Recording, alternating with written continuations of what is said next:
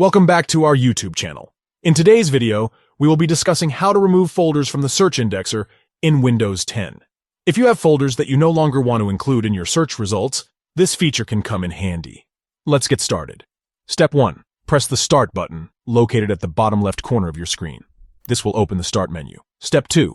From the Start menu, go to Settings. You can find the Settings icon, which looks like a gear in the left column of the Start menu. Step 3. In the Settings window, click or tap on the search icon. This will bring up the search settings.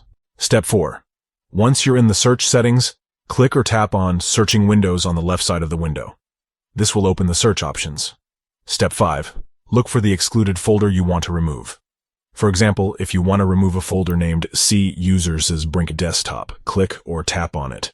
Then click or tap on the Remove Excluded Folder button. This will remove the folder from the search indexer.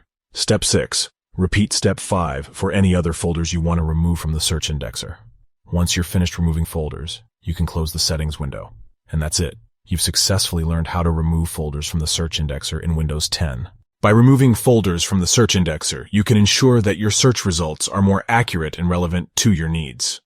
This can be particularly useful if you have folders that contain files you don't need to search for regularly. We hope you found this tutorial helpful. If you did, please give this video a thumbs up and subscribe to our channel for more useful tips and tutorials. If you have any questions or suggestions, feel free to leave them in the comments below.